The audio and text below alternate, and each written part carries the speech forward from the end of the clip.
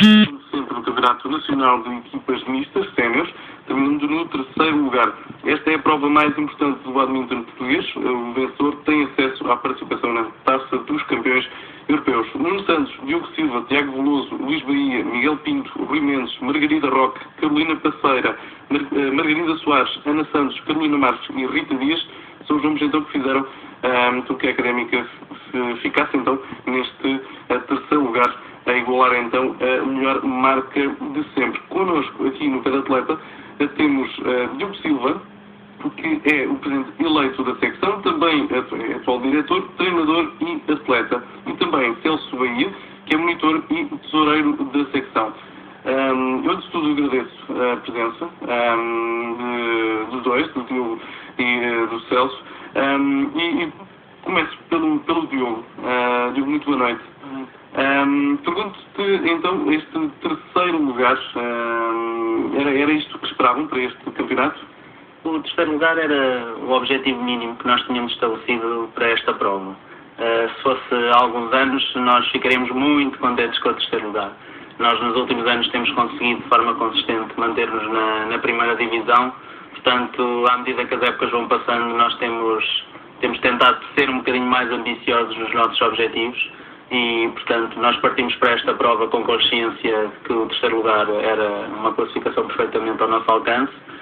Iríamos ficar contentes com o terceiro lugar, mas tínhamos o desejo de eventualmente conseguir um bocadinho mais nesta prova e, apesar de não termos conseguido, pelo menos conseguimos aproximar das duas equipas mais fortes, que são a Shell e o Clube Sport Madeira, que são clubes que neste momento reúnem condições que mais nenhum clube no país consegue. O Clube Sport Madeira tem alguns apoios do Governo Regional, mesmo que sejam inferiores àquilo que já teve, e a Shell Aguense tem neste momento uma capacidade que lhe permite contratar alguns dos melhores jogadores portugueses, portanto, que têm a espinha dorsal da Seleção Nacional. Portanto, nesse aspecto, o terceiro lugar que nós conseguimos é muito bom, mas nós temos a noção que estamos mais perto das equipas mais fortes e acho que no fundo isso foi o que mais nos alegrou no nosso terceiro lugar do passado fim de semana. Como é que foi preparado este Campeonato Nacional de Equipas Mistas? Vocês treinaram durante quanto tempo para este campeonato? Bem, o sistema competitivo em Portugal está organizado de forma a que nós, pelo menos em cada mês, temos sempre pelo menos 2, 3 fins de semana de competição. Portanto, é difícil preparar especificamente só para esta prova. É óbvio que, dada a importância desta prova, nós treinámos ou preparámos os treinos de forma diferente, de forma mais direcionada, para que pudéssemos estar a jogar bem, que estivéssemos num bom momento de forma nesta fase da época. Portanto, e nesse sentido, nós começámos a direcionar os nossos treinos para estarmos bem nesta prova há cerca de 2 meses atrás, foi quando começámos a preparar mais especificamente esta prova em termos do trabalho físico e técnico e tático que fomos fazendo. Portanto, normalmente as provas de equipas, havendo essa possibilidade, normalmente com 2 meses de antecedência é quando nós conseguimos. E como é que funciona aqui este campeonato? As equipas mistas jogam todos? Como é que funciona? Portanto, os campeonatos de equipas em Portugal estão organizados primeiro por uma fase de grupos e depois por uma fase a eliminar, quer as equipas mistas, quer as equipas homens e senhoras, quer sejam séniores, quer sejam não séniores. Nós estando na primeira divisão, portanto a primeira divisão tem 6 equipas, portanto divide-se em 2 grupos de 3, dos quais passam os 2 primeiros classificados, depois se cruzam, disputam a meio-final e a final e o jogo de terceiro e quarto lugar. Em termos das provas mesmo, nas equipas mistas, na primeira divisão cada encontro é constituído por um singular homem, um singular senhora, 2 singulares homens, 2 singulares senhoras, um par homem, um par senhora e um par misto. Portanto, e a primeira equipa que conseguir 4 vitórias 4 vitórias consegue ganhar o encontro. Ou seja, todos esses jogos, a primeira que conseguir 4 vitórias, independentemente se forem 4 singulares ou 4 na parte dos pares, consegue vencer a prova. E há muita diferença entre os jogos, por exemplo, agora estou aqui a pensar no jogo nos mistos. Há muita diferença entre os jogadores ou não se nota? Entre os homens e as mulheres ou não se nota? primeiro, em Portugal há a diferença que nós, por exemplo, quando nós vemos o badminton lá fora, repara-se que muitos dos jogadores são especialistas ou em provas singulares ou em provas de pares. E desde logo em Portugal não temos isso. Portanto, em Portugal, como não há essa tradição, nem há condições para neste momento fazer esse investimento, portanto a maior parte dos jogadores que jogam singulares também jogam os pares, e os pares de homens, os pares mistos e os pares de senhoras, portanto nesse aspecto não há distinção. Em termos da diferença entre homens e senhoras, é a diferença que há natural, portanto é mais diferenças de ordem de capacidade física, porque nós temos em Portugal jogadoras que são muito boas tecnicamente e que são muito melhores que alguns jogadores, que alguns homens. Agora, em termos do par misto, por exemplo, todo o jogo taticamente é jogado de uma forma que potencia mais a força e o poder masculino. Dar a bola para a mulher, não? Atacar para o lado. Já foi mais assim. Hoje em dia, se nós formos a ver os pares mistos em Portugal, nota-se que é uma geração que vem em que as senhoras estão mais bem preparadas, física e tecnicamente, e hoje em dia o jogar só para a rapariga já não chega. Começa a ser preciso inovar e nesse aspecto, na minha opinião, nos pares mistos em Portugal, a rapariga normalmente pode decidir um jogo, porque consegue segurar o jogo. É óbvio que o homem terá mais condições para finalizar a jogada, mas hoje em dia eu pessoalmente não acho que haja assim uma diferença tão grande nos pares mistos que justifique só o jogar para a rapariga, por exemplo. Sim. Celso, Celso, como tesoureiro da secção, eu perguntava-lhe como é que, em termos de organização, logística, de custos, como é que é feito para este tipo de torneios?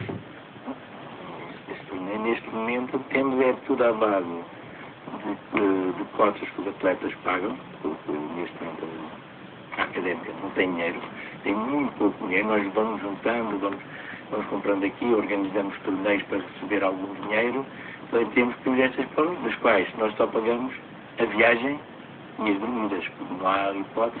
Nós há 2, 3 anos, quando conseguimos arranjar mais algum dinheiro, pagamos uma refeição, ou até 2 refeições nessas equipas. Mas este ano está completamente impossível, só pagamos as viagens e mais nada. E é um torneio que demora 3 dias? 2 dias? Não, mas o que fica mais caro ainda são as caixas de volantes. Também fica bastante caro, porque num torneio destes gasta-se 4, 5 caixas de volantes. As penas, pronto, as penas. Sim. Cada caixa custa 27,5 €. E elas vão todas ao ar, e é uma das coisas que é uma das coisas mais caras que tem o badminton. Quando a gente vai no hockey, tem as bolas, com as bolas dá para o ano inteiro, quase, não é? No badminton nós temos que comprar à volta de 200 caixas de volantes por ano, e mesmo assim às vezes não chega para tudo. E cada caixa tem quanto? 12 volantes. 12 volantes. Só que os volantes, num treino, uma caixa pode dar para 2, 3, 4 treinos. Num jogo basta partir uma pena, substitui-se logo. Sim. Às vezes num jogo, há jogos que se gasta 4 e 5 volantes. Depois fica cada vez mais caro. E isso não é desculpa, João, isso não devia ser um custo da organização, digo eu? Também a mesma própria federação também não tem dinheiro para essas coisas. Não tem. Fica muito caro, porque é muita gente a jogar e fica bastante caro. E é muito difícil nós arranjarmos dinheiro, não é mesmo? Cada vez está mais difícil. É um desporto e nós vamos falando aqui com várias secções, com vários desportos e temos sempre uma nova noção dos custos de cada desporto e muitas vezes as pessoas têm precisamente a sensação que o badminton é um desporto barato porque é preciso uma raquete, é preciso a pena, um volante, mas parece que são simples, não é? Parece que são simples. Quais são os reais custos? Já temos aqui esta questão dos volantes. Uma raquete de badminton média custa entre 120 e 150 €. Os encurvamentos que por um torneio parte de uma porta tem que se pôr um encurvamento novo, custa 12 €. E eu sei, por exemplo, eu tenho cá atletas que faziam e outros, que por ano às vezes são 15 raquetes que têm pouquinho de encurvamentos. E além disso, quando elas partem, essa é a parte melhor, uma raquete. Não gosta quando um atleta bater no chão e tem que assim, ainda, mas às vezes há raquetes, mesmo a própria automática, o tempo, elas partem muito. Sim. E quanto à secção em si, vou dizer que a secção financeiramente não tem não têm os melhores dias, digamos assim, mas e falámos quando estávamos lá fora que consegue ter todos os escalões de formação e tem muita gente a jogar badminton, não é? Temos. Nós neste momento temos à volta entre os 60, 70 atletas federados, desde os sub-11 aos veteranos B e veteranos C, temos em todas as categorias nós temos atletas, mas nós este ano tivemos nas provas de equipas mistas, este ano nós, a primeira vez, uma equipa sub-15, e não vamos a sub-17 ou até a sub-13, porque não havia dinheiro para levar tanta gente. Ou seja, tivemos que optar por não levar tanta gente. E vamos, temos vários sempre a torneios, sempre à volta de 10, 15 minutos, que há torneios séniores e há torneios séniores. Nos séniores vamos sempre à volta de 20 atletas por torneio. No jornal são mais, nos apuram sempre os 15, porque nós, neste momento, a académica, temos nos primeiros 30 atletas, temos 10 atletas nos primeiros 30 nacionais. Somos as melhores equipas, a nível nacional, somos as melhores equipas com mais gente a jogar badminton no escalão principal. E depois temos o sub-19, temos o sub-17, temos ido a todas as provas. E o que fica cada vez pior é que a maior parte das provas são todas nas Caldas da Rainha. E nós Caldas da Rainha, que é onde existe o centro de alto rendimento, não é? Nós vamos lá por ano, às Caldas da Rainha, devemos ir à volta 20, 25 vezes. E no que diz respeito ao recrutamento, como é que tem decorrido? O badminton, apesar de tudo, ainda é um desporto que, apesar de não ter uma grande expressão no desporto escolar, parece ser mais alguma. Parece que ainda é um desporto que é algo praticado. Por causa de uma ideia errada que as pessoas normalmente têm, porque o badminton em Portugal no desporto escolar até é das modalidades mais praticadas, e nós na académica, historicamente, vamos buscar muita gente ao desporto escolar. O que acontece é que neste momento os dias para o desporto escolar também não são os melhores dias que eles estão a passar. Mas nós, por exemplo, ali na académica, como nós assentamos o nosso trabalho no estádio universitário, historicamente costumamos receber muita gente do Dom Duarte, da Silva Gaio, mesmo da Jaime Cortesão. Portanto, agora, em termos de recrutamento, a nossa dificuldade sempre foi captar atletas a idades mais novas. E cada vez mais é mais difícil, porque normalmente os pais têm a tendência de tentar inscrever os miúdos em noutras modalidades mais conhecidas ou mais... Os pais. Exatamente. Porque mesmo muitos dos miúdos que nós vamos recebendo em idades mais jovens são miúdos que vêm por influência dos pais, porque ou os pais jogaram ou conhecem alguém que jogaram. Felizmente isso começa a mudar um bocado. Apesar de termos este ano, por acaso, até temos alguns miúdos na ordem dos 6, 7 anos, não sabemos dizer se é de facto uma mudança que está a acontecer ou se é episódico, se é só por causa se aconteceu este ano. Agora, nós normalmente a partir dos 13, 14 anos costumamos começar a ter mais gente, que é normalmente a idade com que a maior parte das pessoas começa na académica, no badminton da académica. E depois a partir daí, desde os 13 até aos 30, temos sempre gente a começar. Só que em termos de recrutamento, lá está, aquilo que nós fazemos, e agora o Facebook já dá um bocadinho de ajuda, é publicitar ao máximo as nossas atividades no Facebook e em alguns cartazes e flyers que nós espalhamos, mas lá está, somos sempre uma modalidade que estamos mais vezes à espera de que venham ter connosco, porque é difícil irmos ter com eles. O que acontece é que, de facto, a nível de escola, o badminton, mesmo não sendo muitas vezes bem ensinado em termos de aulas de educação física, é um desporto que normalmente os miúdos têm tendência a gostar. Chama a atenção. E nós temos sorte que a maior parte dos professores responsáveis pelos núcleos de desporto escolar cá em Coimbra são, de facto, têm algum conhecimento, portanto, permite, de facto, que eles se entusiasmem pela modalidade, coisa que não acontece em todos os sítios no nosso país. Portanto, eles próprios aconselham a passar, por exemplo, um professor de educação física que veja ali que há ali um miúdo que até tem um certo jeito para o badminton, eles aconselham e levam aos pais? A nossa experiência é que normalmente os miúdos que vêm do desporto escolar até connosco vêm mais por iniciativa deles próprios, porque gostam, porque sentem que podem ter valor para mais, e como em Coimbra, clubes federados, neste momento, em Coimbra mesmo, cidade de Coimbra, temos a Académica, depois temos também o Clube da Casa do Povo de Ceira, e até que há uns anos as próprias escolas tinham um núcleo de desporto federado. Neste momento isso não acontece, mas normalmente portanto, e nessa altura, havendo esse núcleo, era mais complicado haver esse intercâmbio. Ao longo dos últimos 2 anos temos começado a receber miúdos que vêm do desporto escolar, que pelo desporto escolar ter deixado de ter esse clube ou esse núcleo de atletas federados, eles começam a vir ter connosco, mas nós sempre fomos vistos um bocado como o próximo passo, numa ideia dos miúdos ou dos atletas mais novos quererem evoluir um bocadinho, e é normalmente nessa perspectiva que eles se juntam a nós. Portanto, normalmente a ideia que nós temos é que é mais por iniciativa própria.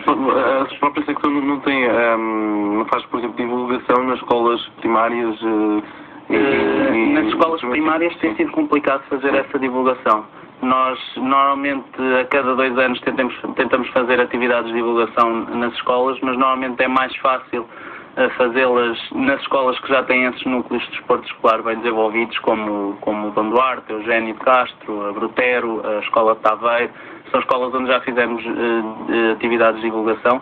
Em escolas primárias é mais complicado, precisamente porque, na perspectiva de uma escola primária, o badminton não é assim tão aliciante. O que acontece é que agora, com os agrupamentos escolares, como há mais escolas a ter escolas primárias além do segundo e do terceiro ciclo, essa situação poderá eventualmente ser facilitada nos próximos tempos, mas não para já. Há pouco falavas de maior dificuldade em recrutar os mais novos, recrutar precisamente esses escalões. Isso presumo que seria o indicado para o melhor desenvolvimento do atleta. Presumo que chegar ali com 13, 14 anos já vá numa fase em que deve ter um bocadinho mais bases. É óbvio que quanto mais novos, melhor. Portanto, o que acontece, e que isso nota-se historicamente nos nossos atletas, é que precisamente por nós já os apanharmos com idades de 12, 13 anos, e eu, por exemplo, comecei com 11, portanto sou também um exemplo disso, o que acontece é que se nós formos analisar a evolução dos nossos atletas, e eu nem digo em termos de resultados ou de ranking, se analisarmos a evolução técnica, física dos nossos atletas comparados com outros clubes, o que se nota é que normalmente os nossos atletas começam a ganhar destaque nos escalões em que jogam, ou a notar-se a evolução em idades mais avançadas. Por exemplo, enquanto nós vamos ver agora e olhamos para o escalão de sub-13 e sub-15, e se calhar nós não temos nenhum atleta que domine o escalão, longe disso, a verdade é que nós, ao longo dos anos, depois começamos a ter atletas que se destacam mais. Isto é, sempre fomos um clube em que os atletas se destacam mais nos escalões sub-17, sub-19 e em séniores. Em séniores porque temos a facilidade de termos uma universidade cá, e como nós conseguimos, um dos nossos objetivos é integrar os atletas sempre muito bem no espírito da académica, da academia, da cidade. Portanto, quando eles entram para a universidade, há sempre aquele desejo de entrar na universidade cá, e, portanto, por esse aspecto é mais fácil para garanti-los em séniores, o que depois ajuda a explicar um bocado aquilo que o Celso disse há bocado, nós temos muitos atletas bem colocados no ranking em séniores, porque nós temos uma facilidade que não há em mais nenhum sítio no país, que é o facto de nós conseguirmos treinar no estado universitário e os atletas continuarem a treinar quando entram na idade universitária, coisa que os outros clubes têm imensa dificuldade. Vê-se muitos dos nossos melhores atletas nas camadas jovens que ou param de treinar ou treinam com muito menor frequência, e depois nota-se que eles não rendem da mesma maneira. Por isso é que se nota que nos nossos atletas eles evoluem um bocadinho mais tarde, mas conseguem na mesma atingir níveis elevados. Nós, por exemplo, temos agora na seleção de sub-19, que vai jogar para a semana aos Internacionais de Espanha, temos 2 atletas, o Rui Mendes e a Rita Dias. O Rui Mendes, por exemplo, só começou a ser convocado para a seleção este ano. A Rita Dias está a jogar pela primeira vez pela Académica, mas veio para cá pelo fator Universidade de Coimbra, que lhe permite, além de estudar, treinar com alguma regularidade, mantendo objetivos competitivos elevados. Por exemplo, o meu caso pessoal, eu fui agora convocado para os internacionais, eu e o Nuno Santos, para os internacionais de Portugal. Eu já não era convocado desde o meu último ano não sénior. Portanto, tudo isto mostra como na académica nós conseguimos, com muito trabalho, muita carolice e, acima de tudo, vontade dos atletas, manter este nível elevado à medida que os anos vão passando. Agora, se me perguntarem se nós encontrássemos os miúdos com 7, 8 anos, se calhar também conseguíamos que que eles atingissem esses níveis elevados mais cedo, mas eu não posso dizer que estou desiludido ou que tenho pena de que isso não aconteça, porque com aqueles que nós temos nós conseguimos trabalhar muito bem. Portanto, e nesse aspecto é uma das coisas que nós mais nos orgulhamos na Académica, que é, ao longo dos anos, conseguirmos que os atletas evoluam sempre, independentemente da idade com que chegam ao pé de nós. E a equipa que a semana passada foi jogar, éramos 12, desses 12, 10 treinam na Académica desde os 8, 9 anos, e isso são essas coisas que nos orgulham e que mostram a qualquer atleta que entra na Académica agora, seja com que idade for, que se trabalhar e se tiver vontade para isso, que só não chega longe se não quiser. E o badminton é um desporto para ir até que idade? Bem, teoricamente pode ir até a idade que quiser, se as condições físicas o permitirem. Portanto, eu acho que mais acima de tudo, além da idade, é mais as condições físicas, porque é um desporto exigente. Portanto, se for praticado a um nível muito elevado, pode levar a alguns problemas em termos de joelhos ou mesmo de costas. Portanto, nesse aspecto não estamos a enganar ninguém. Quando praticado a um nível competitivo elevado, é um desporto muito exigente.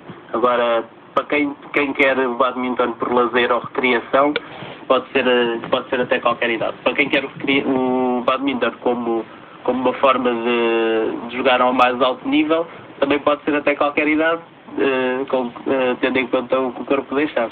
Celso, e aproveitar aqui também esta questão, a secção também tem alguma abertura às pessoas que procuram este nível mais de lazer, mais de recreação? Sim, nós temos à segunda-feira, porque nós chamamos de treinos universitários e lazer para séniores, às 10 horas no pavilhão 2, temos às vezes, há alturas no princípio, em outubro chegamos a ter 25, 26 atletas. Agora ao mês de janeiro só parece que temos isso por causa do exame, os férias, vão para cá, vão para aqui, mas nós temos tido muitos atletas mesmo.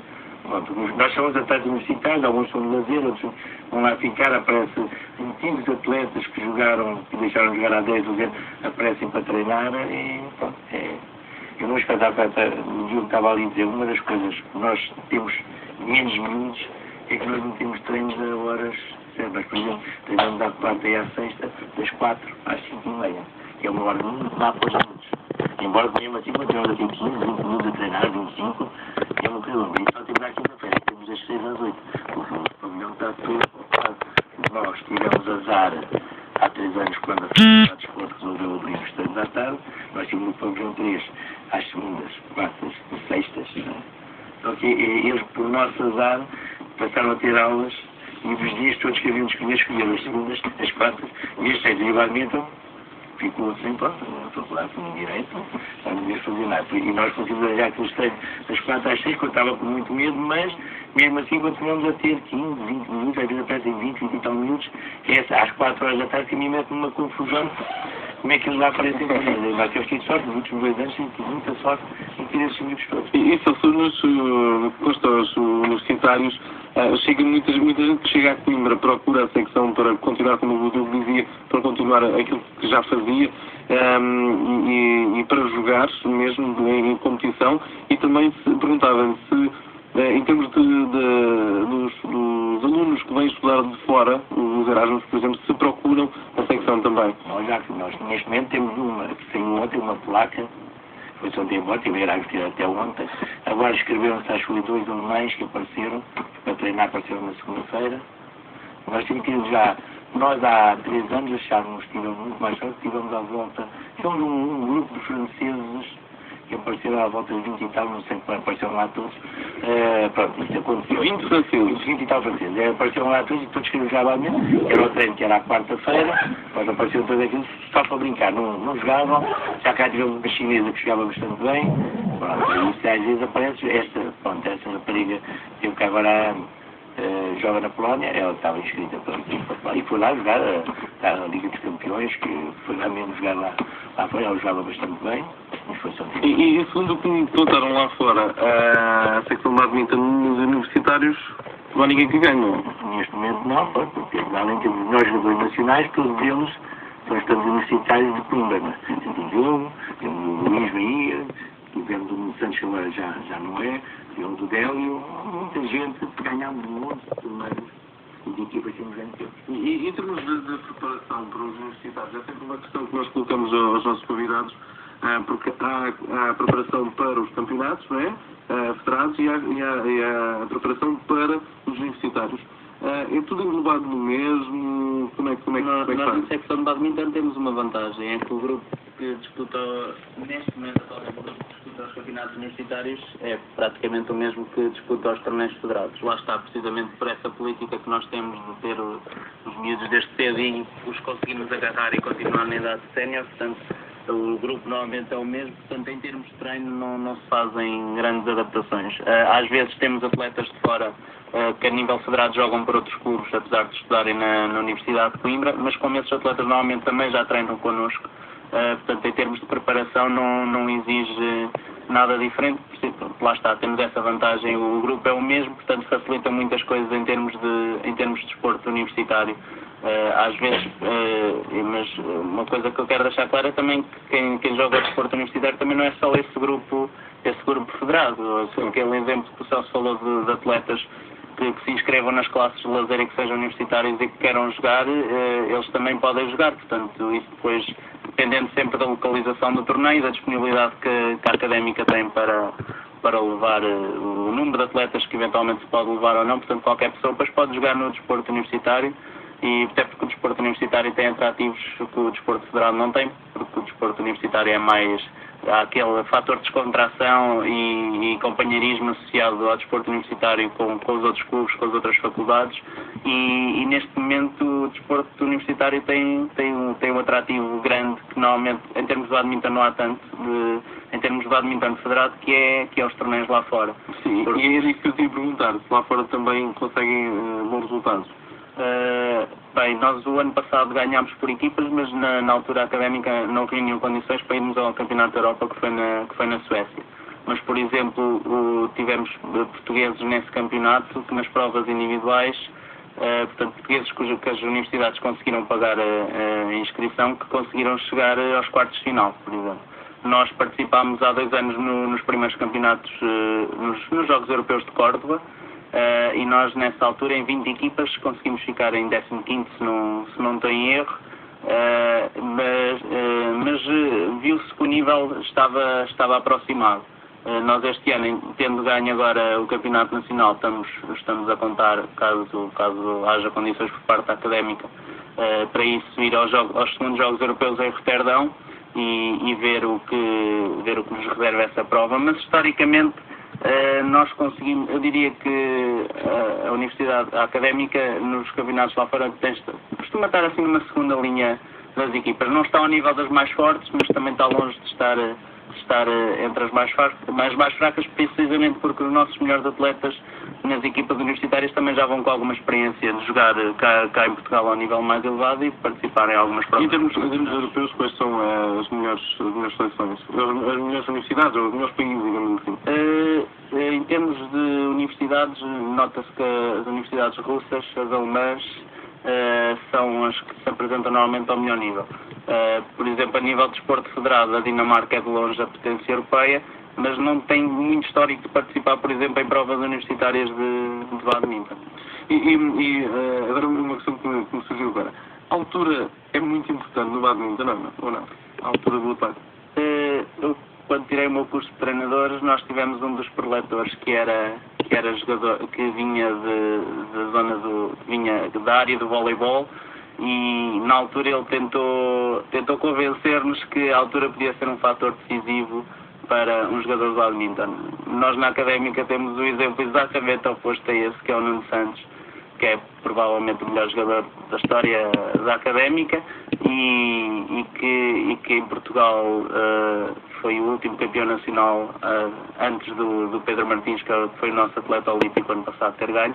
E o Nuno Santos tem 1,65 m, por aí, portanto, e que contornou o fator altura com outros argumentos em termos de... Mas com o Messi do badminton também. Por exemplo, tecnicamente completamente natural, fisicamente rápido, poderoso.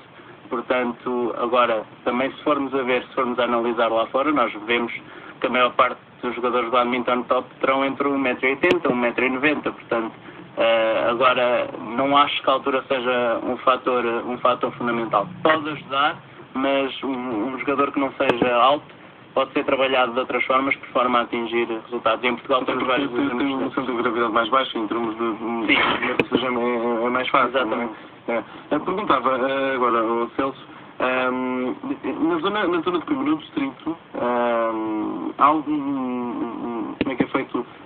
Algum torneio regional, algum campeonato regional? Como é que acontece? Neste momento, na parte da federação, neste momento há zonais. Zonais. Os zonais depois são apurados os melhores, vão jogar depois nos nacionais. Nos nacionais. Vai ser, o jornal nós apanhamos é Coimbra, Caldas, Castelo Branco, Leiria, que é a zona centro. Na zona centro. Vão também surgindo algumas críticas conforme as secções, algumas mais do que outras, relativamente a organizações. A esse nível, a Federação de Badminton é uma federação que dá as melhores condições possíveis, pelo menos, às equipas para conseguirem levar a cabo a modalidade. Uma organização do torneio, sim. Acho que neste momento a Federação está desde o computador, neste momento temos um software bastante bom na Federação. Acho que sim, nós somos uma das equipas, nós fomos a fazer o tema das fitas, nós fomos considerados o melhor torneio organizado em Coimbra, mesmo a nível nacional, um dos melhores torneios que passaram por Portugal. E agora recordo-me uma das secções que esteve aqui connosco há pouco tempo, a secção de ténis, que também falou de um grande torneio de ténis que tem, e que vem muita gente, até mesmo pessoas que não, sem inscrição, num torneio que fazem, e aqui está mais uma prova, porque a Académica tem boas organizações, e de facto é uma pena, voltando àquilo que se disse no início, que em determinadas situações a Académica não tenha condições para levar mais equipas. Nós, neste momento, o paralelismo da maior parte dos atletas e diretores, mesmo ténis, e em pais atletas, no ano qualquer, nós devemos ser dos melhores organizadores em torneios. Há o ténis, há na parte da ginástica, sim. Há em tudo aquilo, nós somos considerados a nível nacional dos melhores organizadores de torneios de tudo. E diga-me, da parte, porque também uma questão sempre colocamos que é, da parte da autarquia, que tipo de apoio que a autarquia dá à secção de badminton? Zero? O único apoio que nós temos é o apoio que eles dão à Direção-Geral. À Direção-Geral. É dividido por nós. Diretamente não. Diretamente não... Tem sentido de algum tipo de entidades algum apoio ou fica-se mesmo por aí? Fica-me só por aqui. Não, porque não há, porque pronto, há poucas entidades e dá... Temos o caso do Estado Universitário, com quem eles são inexcessíveis, mesmo dentro das limitações que têm tido, nós não nos podemos queixar em termos dos espaços que temos. É óbvio que fomos obrigados a estas adaptações que o Celso referiu há bocado, de fazer treinos ao início da tarde para miúdos, mas sempre é melhor do que não ter o espaço. Portanto, sendo um horário complicado, com o sacrifício da maior parte dos atletas, tem-se conseguido. E, por exemplo, presentemente também temos um protocolo com a Faculdade de Desporto. O protocolo está feito com a secção de badminton da AAC, em que o Nuno Santos é que está a coordenar o projeto, que é um projeto tem duas vertentes, a escola de badminton e um centro de treinos.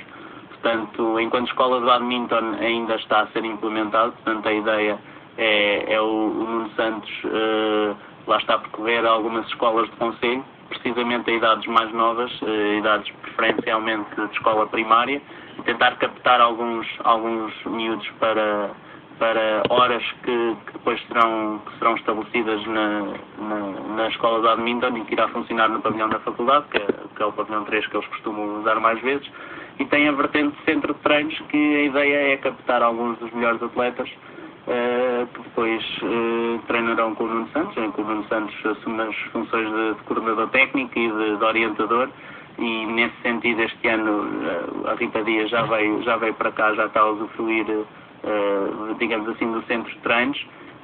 O Rui Mendes também treina com o Nuno Santos nessa vertente, e sabemos que há alguns atletas de fora interessados no próximo ano em integrar algo deste estilo. Portanto, são várias vertentes de projetos que a secção que a secção vai tendo. Este em particular só foi possível com a ajuda da Faculdade de Desporto.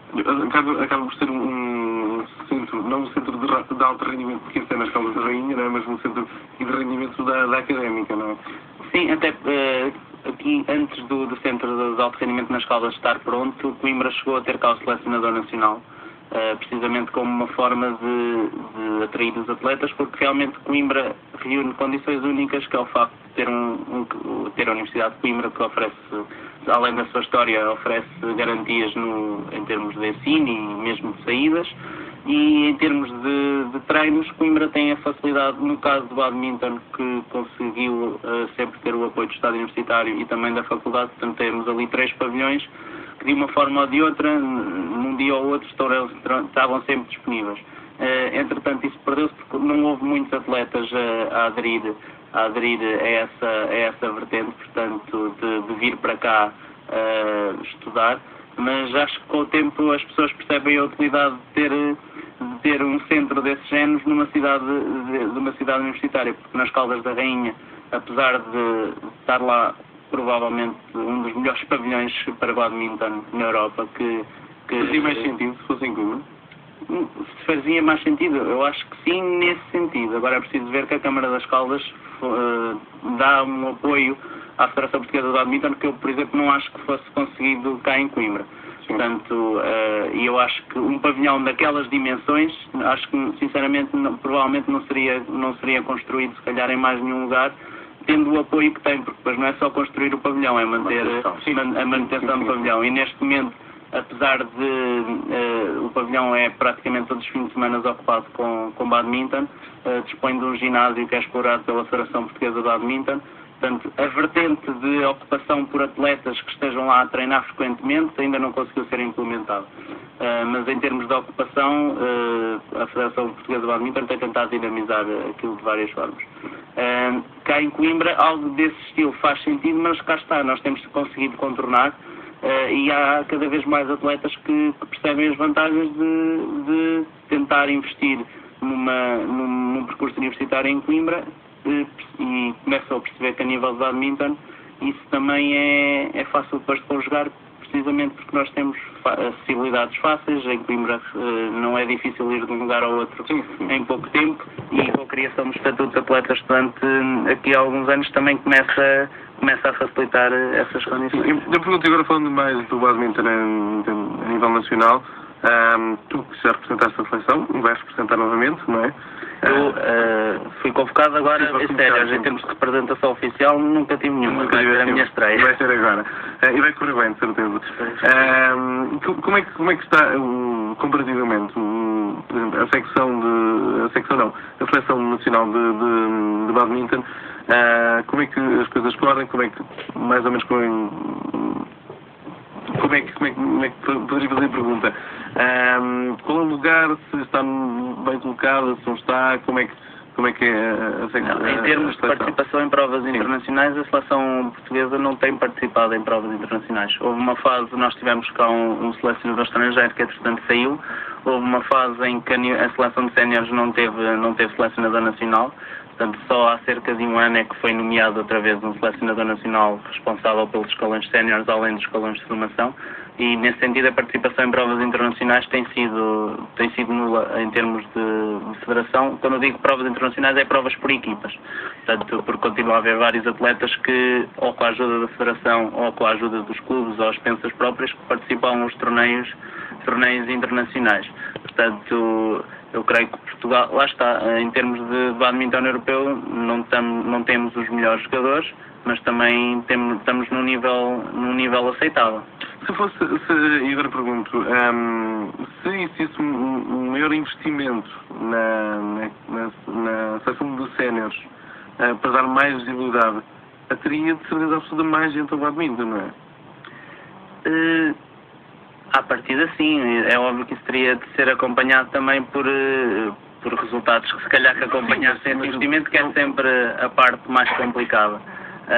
Mas isso dependeria sempre da projeção que fosse dada a esse tipo de Mas resultados. quando não há um investimento, como acabaste de dizer, Claro. que Não havendo esse investimento, é óbvio que é difícil que haja resultados. Portanto, mesmo assim, em Portugal, o que acontece é que os nossos melhores atletas muito conseguem eles à custa de trabalho e investimento próprio. O Nuno Santos é um exemplo que ele, da académica, nunca, os apoios que recebe, ele recebe apoios como qualquer outro atleta da académica, porque nós não temos condições para mais. E os melhores jogadores portugueses tudo conseguem à custa do tempo que eles investem, de eventualmente um ou outro patrocinador próprio que consigam, porque as condições não estão boas para ninguém e é difícil também à Federação acabar por investir, por exemplo, numa seleção de séniores.